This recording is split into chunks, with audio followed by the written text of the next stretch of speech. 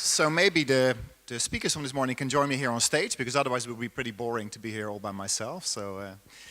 And while they are doing this, I would just like to also express my gratitude to the city of Malmö for hosting us here, and especially also to Stephan and to Anton for sailing the project into a safe harbor in the crucial last year, because that's one thing I think that Stephan forgot to mention. The last year of such a project is always the most crucial one. So thanks for that. All right, so I'm really very happy to be on the stage here with very distinguished speakers. And I will try to open the debate by asking each speaker one brief question that kind of builds a bit on their experience and what they've been talking about.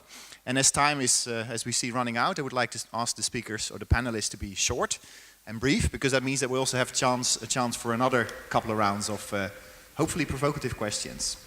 And I would like to start actually with our guest from furthest away, Cathy. And as you know, I've had the pleasure to be in Melbourne several times, and I've been really impressed by the work going on in Melbourne. And you also mentioned already a few of the challenges that you could see in keeping the boat going in this successful direction it has been sailing. So Melbourne is really indeed a success story, but we also know it's very heavily dependent on a few champions like yourself, like Ian Shears, Rob Adams, and a few others. So what would you do in the circumstance that some of these champions would leave, and there's a risk actually that the continuity would be threatened? How would you set up a structure to actually avoid running the ship into shallow grounds? Yes, I like that you're called Mr. Urban Forest, because that's what we think of you as Mr. Urban Forest. I think I mentioned very briefly the citizen science, the citizen forester group, and I think with community engagement, absolutely, you can't set and forget. You can't have one conversation and believe that you've engaged and that's all you need to do. Melbourne, like Malmö, is a young community, and it's very transient. You know, people come and go. It's a university city, so we know we need to maintain engagement around the importance of our nature-based solutions, and we need to make sure that they know the role that they can play and how to be involved. And the Citizen Forester, Citizen Science program, I think, is incredibly useful in that. And Kelly at the City of Melbourne runs that group, and it's just ever expanding. So I'm sure there are many other answers, but I think that's the one thing that focusing. There's a lot of approaches for citizen science, but I think what I like about what the city is doing with this respect is that it is an ongoing program. It's not just a one-off event. It is lots of training, and there's lots of events ongoing, and the opportunity to maintain that program, I think, is more successful because of that approach. Thank you very much. We move to the local context, another frontrunner city, I would say, Andreas. And I've had the pleasure not to live in Malmö, but to be very much involved with Malmö, and I've always been very impressed with the work here. Malmö, like Melbourne, has really been successful in greening its policies, and not just in the greening sector, as you already mentioned, but really building bridges with education, social integration, economic development. And my question is, how is it so that cities like Melbourne and Malmö have been successful there, but many other cities, I would say the big majority of cities, is actually not succeeding with really greening its policies? What kind of advice would you have as a politician, as somebody who has been involved in Malmö, to actually make sure that all the other cities also are following suit? I think it's hard. When I speak to my colleagues within the city, I always say in Malmö is not a city. It's a question about attitude. Right. There's a special attitude, and that's not connected with the city. It's the attitude. And why? Well, of course, in our case, it was the huge crisis that we had back in the early 90s that forced the whole city and all who were living here to change the way how they were used to work and where they used to live and so on. So we were forced to try something else. And when you look at the future and you're in a process of creating the future, it would be quite stupid actually to discard the question about ecological development and so on. So for us, creating the future city was just about that. We had to do it. And we had to try something else compared to what we were used to do. And back to this question about attitude. It's the attitude of never disregarding a good idea. That, for me, is the attitude of Malmö. We have to try it because we don't really have a choice to say no. We are a dense city, a small city actually, and we don't have, as you said, much of the ground where we can do things are either is private owned or the city owns it, but we have planned something else. So when you're such a dense city, you have to think of all the aspects, and you have to try to do everything at the same place. You have to build houses, but on the houses you need to have green roofing and so on. You have to do everything in a very small place. And this, I think this have forced us to get on with it, to really plan in every aspect and plan for the future, because we really don't have the choice or the luxury to choose something else. Thank you very much. So a can-do attitude, as Malmö definitely has, and as Melbourne as well has, and Chicago, for example, also has. So some cities seem to have that can-do attitude, as well as, I think, the issue you also mentioned in your talk of integration, trying to really, as you say, integrate functions even in the same square meter. So thanks for that. So I think I'll move actually to Helena, and maybe the most important group in all this discussion is, of course, the people who have to make it work, the green space managers, the designers, the planners. And you, like me, as you said already on the stage, we have, as approaching the 50s, maybe, at some stage, we have seen quite a bit, and you have seen quite a bit in terms of new concepts, new plans, new knowledge. So what has really changed, do you think, in the last years, if anything, and how has it impacted your work? Have you really seen something happening there during the last maybe 5 to 10 years? Yeah, actually, it's a really sense of urgency that we have been talking about here, and that we now have a lot of evidence that we need to do something right away. And we have also the politicians understanding this, and we have policies understanding that. And now it's just that we need to do it. We need to get the practitioners along. So we have a big sense of urgency, a big understanding, awareness of that we need to do something right now. That's different, I think. Then we also, talk about dense cities a lot. And what is a dense city? And that's something that we need to discuss more. Is it dense of values? Is it, really close-knit city? Or is it just dense with houses? Maybe not. So what is a dense city? And that's where we are right now, to get all our colleagues along, to talk about the same things, even the people in the other sectors. Now we need to look at city planning more holistically.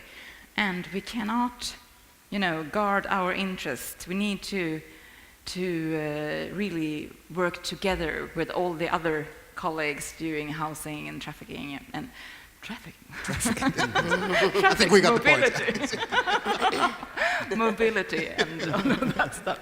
So that's where we are right now. A big sense of urgency, and we just need to do it now. Get the practitioners along, everybody together. Perfect. Thank you very much. So sense of urgency and really making it work in practice. Yeah. Thank you.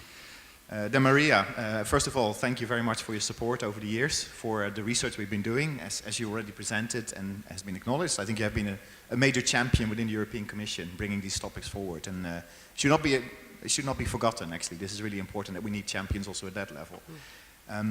But I'll ask you a little bit of a provocative question, which is that the European Commission has, of course, been really successful in promoting concepts like green infrastructure, nature-based solutions. And right now there's a lot of focus on cities, which is useful, I guess, to implement the ideas, to demonstrate the ideas. We researchers, we sometimes feel slightly confused, I guess, because first of all we have to do fundamental research and applied research, but now we're actually kind of a side story in the whole project because the cities are driving it. So how do you reassure us researchers that there's still place for us also in the European Commission programs? Okay, thank you for this question. I already, I think, kind of raised this issue in my, in my presentation, and I acknowledged the promising role of research. And as I said, we are research and innovation researchers. It is true that after 30 years of fundamental research, we now turn towards more applied research, because this is the only way. That's how we increase the funding from 8 million to 105 million euro, because we wanted to prove that all this, what we are producing as fundamental research, can be applied where? In cities. And so we see researchers as main elements always. I would not say elements, but again, stressing the role of the researchers, stressing the role of research academia, research organization. This is where, because we say research and innovation, and we have the demonstration projects, but the innovation lies in research. So we see researchers as connecting all the different levels of stakeholders, of stakeholder platform communities, because speaking about systemic solutions, integrated solutions, and then multi-stakeholders, multi-sectorial, researchers can be the connecting ambassadors and connect all this level of stakeholders and be a part, not only a part, but be the main part of the innovators community, which we are seeking for. And in fact, we heard also some very good practice solutions, like as researchers talking to policymakers, researchers, apart from creating the projects and bringing in the ideas, being the backbone of the urban agenda, because the urban agenda for the youth to advance needs the knowledge, and the knowledge comes from research, and this is clearly declared by DG Regional Development. So we're having meetings, that's why we are doing all these booklets of success, all the policy reviews, because we want now to draw all these results and to translate them. And so there we need the help of researchers. So it's not only writing proposals, which continues to be a main feature in our DG, as I said, is research innovation, so we never forget research. We don't exist without research. And for the next course, we have research and innovation actions. So it's not only innovation actions, it's research and innovation actions, because research advances. And we cannot just use and capitalize the results, but we can learn, have the lessons learned to produce new development in research. Thank you very much. That's reassuring. That's good to hear. Yeah. Stephan, as somebody who is, as a researcher, moving into that kind of new role of really bridging between innovation, demonstration, from applied and fundamental research as well, and having just led into Safe Grounds a very successful project, what would you say, I mean, after the whole green search experience and all the fantastic outputs and articles, what for you are still standing as the main research gaps within the field of green infrastructure, planning and management? Yeah, for this, I would like to give the other presentation, the 40-minute one. Yeah, thank you. Could you summarize it in 2 minutes, please? No, but it's, there's a lot, of course, the Green Search project took 4 years, and it gave us opportunity. It was well funded and gave us opportunity really to do a lot of research. And of course, every research leads to new questions. That's quite clear. I could start with, say, this biocultural diversity concept, which is more a concept at the moment than that we already can fully fill it. And so this would give, I think, open up really venues for new research. And so it is with the ecosystem services concept, where we develop new methods and tools, or tested methods and tools, and so on, and planning and governance and so on. But what I would, so there's a lot, say, of single things one could continue. Where I see perhaps the biggest need for the future is we have concentrated on green space or green infrastructure in these years. It was an interdisciplinary team, so there were people from planning, from natural sciences, from human sciences or social sciences involved, and so on. And that is very important to continue this kind of integrative research. And I think One of the biggest needs I see is also to more expand towards the technical sciences, the engineering sciences.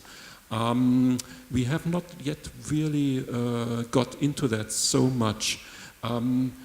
There's at the moment not only the green city debate, but there's also the smart city debate going on. And there's enormous developments are coming, and we are just, what will happen to our cities? And we think in green, but I think we need much more to think about how to link in intelligent ways the opportunities that also smart technologies will give us. Now in Germany we have the debate about autonomous car driving and all this, but there's many more Internet of Things and so on. How to link this with our green issues? Because as much as we are convinced about that green is important and will give us solutions to many pressing challenges, I don't think we should be unrealistic. Cities are highly technical things, and it would be naive, like in this Geo journal, the thing that I showed you, that we can paint everything green. We will need to have clever sewage systems which are both based on technology and green solutions, and so on and so on.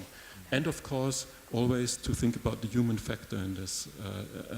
That is, I think, for me, the biggest research need. And just to very quickly say that also, the challenge is how to make it happen. In my university, for example, we have almost everything now, even political sciences. Yeah? For a technical university, this is quite, I think, interesting. But to bring these together, these disciplines, and to convince funding bodies to engage in risky research where maybe the hypothesis cannot be yet formulated so clearly as they would like to have it from being trained in natural sciences or so. That is, I think, a big challenge. And of course, it's one that we discussed since 20 or 30 years. Right. Thank you. So you already mentioned the human factor, and I would like to lead up with the question for the whole panel. If somebody wants to jump in, not everybody has to say anything if you don't feel like it, but so we have all this fantastic terminology and new concepts. So a few years ago we spoke about green network planning and green structure planning, then it came green infrastructure planning, now came nature-based solutions. If I go out to the center of Malmö today and I'll start interviewing people and ask about that fantastic nature-based solutions in Malmö, I think they will look at me and say, well, no, sorry, what are you talking about? So how do we make sure that we keep local residents, local people on board? And I know some of you actually went into that as well. How do we make sure we keep those local connections? And also in terms of implementing our ideas and concepts, how do we bridge, how do we translate between these high-level, highly technical, abstract concepts and the reality of everyday citizens? Anybody would like to? Cathy? Yeah, I would almost expect you to jump in. I'm happy if someone else would like to, but I mean, I touched on before and a couple of times the role of working with other disciplines, and one of, a strong focus at the City of Melbourne is working with our artists and arts house. So even within council, actually one of the greatest drivers within council is through our arts strategy around sustainability, and a lot of the really great projects that they've run has been in the community and actually focusing on climate resilience and what would happen, in the neighbourhood under the scenarios that are predicted through climate change, and just working, and it's working with artists like dancers and musicians and curators and choreographers, and concepts that as a scientist and even as politicians, I know the mayor, my mayor has a bit of an issue with some of these ideas of working with artists around climate adaptation, but actually when you actually walk the streets with the community who have taken part in these processes and projects, to understand what does climate change mean to me in the street that I live, and what does it mean to my community through a range of forms. It's incredibly powerful. So adopting and approaching the knowledge translation process. When I mentioned before using different languages, I didn't mean French or English. I meant different languages around and not only the outputs as well. It's not just about the brochure. It's about videos and music and using smartphones and smart technology better. But embracing things that you may not know or may not have worked on before, and finding those people that do and collaborate. Excellent. I know, Helena or Andreas, do you have some? Yeah, Helena. Yeah, I was thinking it's so important to think of everybody when you have the dialogues and you involve people. And we actually have a project in Gothenburg right now with the Jubilee Park. And we had a lot of dialogues and a placemaking project, and we really invented the term of exclude them in. And what we mean by that is the people who not usually go to those citizen dialogues. How do we get a hold of those people? Can we say that this moment, this day, is just for elderly people and people from the neighborhoods who never come to this dialogue? So we had a range of activities, open call activities, and inviting certain groups. So 2 weeks ago we had a promenade with the elderly guys together with the guys who just came to Sweden, who are about 15 years old, from Syria and so on. So they together walked this site and planned it together with us, how it's going to be socially and ecological valuable for the future. Thank you. Exclude them in. Thank you. If I can move on to another question, which is a little bit related to that, I think. It's not so much about keeping the citizens involved, but it's also about cities. And as we've heard already, cities play a crucial role in many of these aspects. You know, I travel way too much, so I end up usually in places like Tokyo or Seoul or Kuala Lumpur or Vancouver, Melbourne. But sometimes I end up in other places like Miri on Sarawak, or I end up in White Rock near Vancouver. And then people always tell me, it's easy for Melbourne, it's easy for Malmö, it's easy for Tokyo, because the world is focused there, they have the resources, they have the attention. So how do you bring those smaller cities on board? Also, for example, in the European Commission programs. How do we make sure we don't create two categories of cities, the successful A-category cities and all the others that are actually losing ground, also in terms of urban greening? But I'm sorry to say, isn't that always the excuse for everyone? Mm-hmm. I have to say, when I talk when we have politicians from the United States, they always explain why the welfare system will never work in a big country as the US, but it works in a small country as Sweden. Well, we can always have excuses for something. I think it's, for us, we talked here about involving the citizens. That's the main focus, actually. And you can do that either you're small or big. It's easier when you're small, actually, because everyone knows each other. Work with the NGOs, work with the children, you can do this with very small means. You showed a picture earlier on the work that Xenophilia does with making possibilities for agriculture within the city and so on. It's very easy to do, it's not expensive, you need a okay from the politicians to go ahead, plant something there, and they do the rest of the work. We do it in a living area called Save It, where an NGO takes out every one of the school children, and they had okay from the real estate owners to plant things around the entrances of the houses, and it's fantastic. Every day when they go to school, they can see the things that they have planted by themselves. Mm-hmm. And that's not a question about you're a big or small city. You can do this. Work with the NGOs, and I always say, I always say money is seldom the issue. It seldom is. It's the ideas that is the issue. If we lack ideas, then we have a real problem. Then we're really poor. Then we are poor. You can always find means and money for this kind of things if you want to do it. But you really need to sit down and think it through. Yeah. And I think,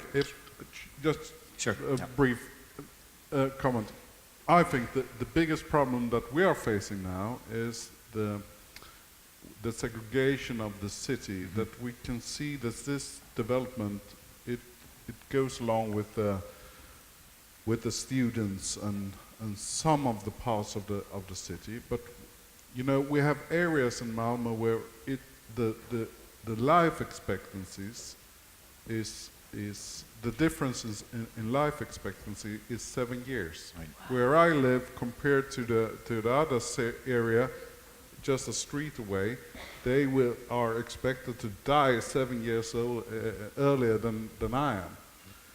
Well, what they need is, of course, an income, a work. Can you combine that need with this?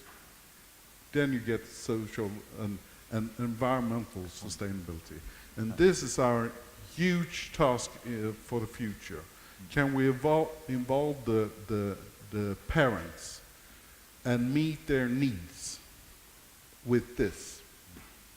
Then I think we will have a whole city involved in this process, and citizens who understand the process, why we are doing things.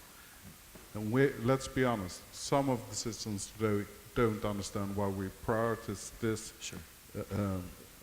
in front of some other things. Thank you. That's a good point. Yeah. Maria, I know you wanted to reply. So what does the European Commission do to get also the smaller cities on board?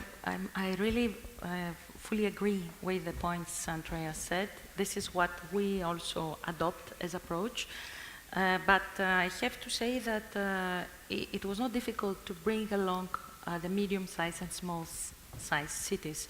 It was more difficult to have the bigger metropolitan areas, because there you have just the district. For instance, Paris, you have the district, one district you don't. So it was really the opposite. But what we did, for instance, we very much look at the citizens' engagement and empowerment, empowering citizens. And so we went around, there were some colleagues, so here you need enthusiasm, you need a dynamic team, and we went around Europe and we spoke in simple words to the citizens. We invited citizens from different neighborhoods, and so we had a very simple terminology dialogue with the citizens to understand what this program is doing. We were working in close collaboration to do this with the municipalities. And so us as Commission, another thing that we did, very simple, we were employing not only colleagues with having a research background, but also having worked in a municipality. This is very important because in this way they told us the policy needs and what are the real problems at municipality level.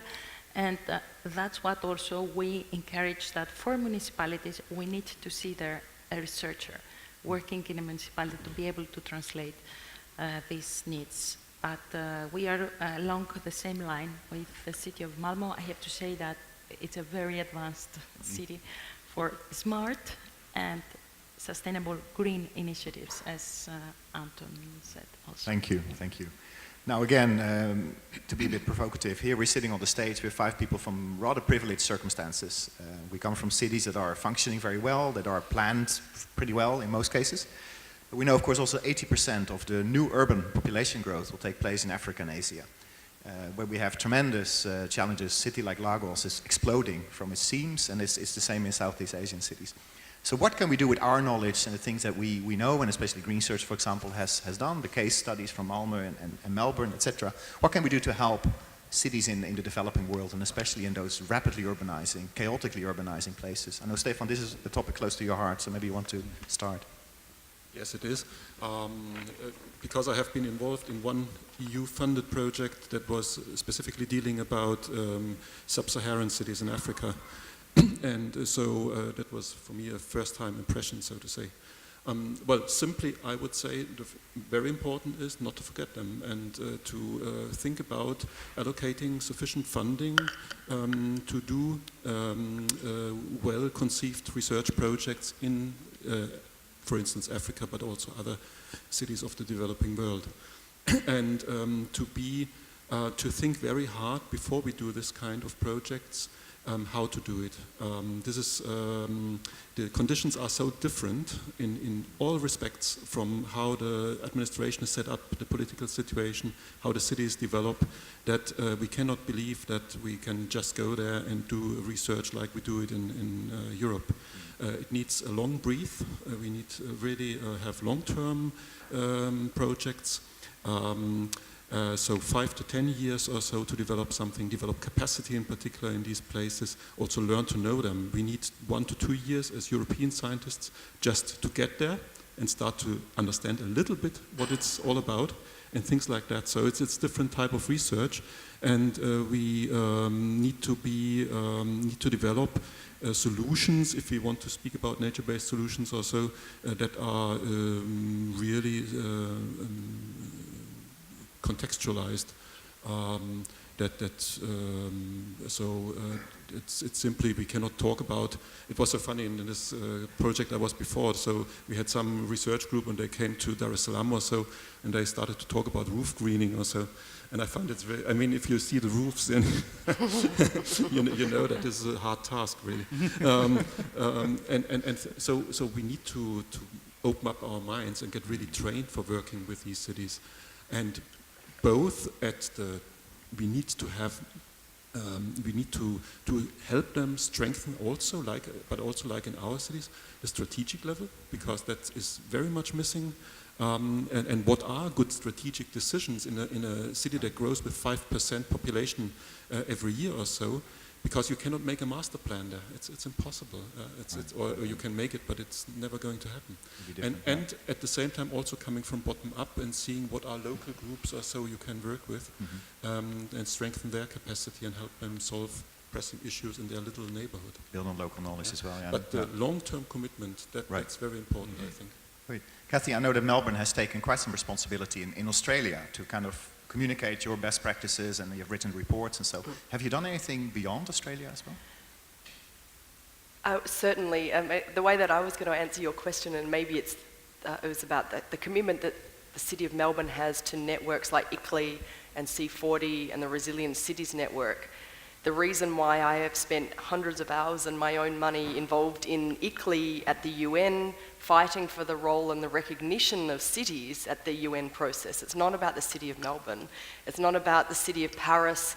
It's not about, the developed cities. It's actually the most important and reason for having cities recognized at the UN is for the developing world cities. And, I have countless newspaper articles about me traveling around the world as a counsellor, but I am committed to it because I believe that if we can get the resources, the green finance, the technology transfer, the capacity building through the UN process to the developing world, then that is where the solutions, must be, found in those areas. So projects like Green Surge and the continuation of projects like Green Surge through Horizon 2020 will be incredibly important to include cities that are, developing and the ones that need, the research perhaps the most than Melbourne.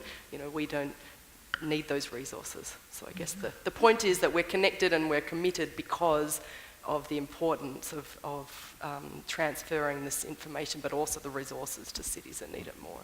We could talk about this very long, but I see the clock ticking, and I have a final question for you, so I hope I can ask that, and then I'm sure there'll be time over lunch to go further into the details. But my final question is, I have a little side job as well. I run a travel agency, and my travel agency takes people to the most interesting green infrastructure planning projects across the world. So I invite you as a little bonus for this panel to come on one of my trips. So my question to you is, to which city would you go to look at green infrastructure, green space issues, and why? And I will start with Stephan on that one. I'm of course influenced by today's presentations, and also as I'm quite parsimonial, so I think I would go to the place which costs me most to go. So maybe Melbourne would be not too bad to go. And why? You're welcome to come to Melbourne. And why Melbourne? I guess the answer is given. Why Melbourne? Why Melbourne? Yeah, because it's in academic circles we know about it since some time that there's simply many interesting projects, and what you presented today has really confirmed my opinion that it's very interesting what is going on there. Andreas, I know you're very busy as a politician, but where could I take you? I missed out a trip that was made earlier this year to Ljubljana. I really would go there. I heard great things about it. Right. But I have to say, after your presentation today, Melbourne doesn't look bad at all. Fair enough. So 2 for Melbourne already. This is going to save me some money in the end, I think. So Maria, where would you like to go with me? Well, I would like to go to more than one city. Okay. So one would be definitely Melbourne. Another one would be, okay, and I've seen it, Malmö and the Copenhagen. Vienna I've been as also green capital, but also Milan. Milan, in order to see not only, as you said, the green cities, because the future is not only the green cities, we have to reconcile the smart and green cities. So, Right, that would excellent. be the- Thank you, Helena. Where would you like to go? I would like to go to Melbourne City, yeah. But also actually Oslo, because it's a blue city and it's a green city, and the citizens they really use the green space. And they go skiing from the city center right into the Marka.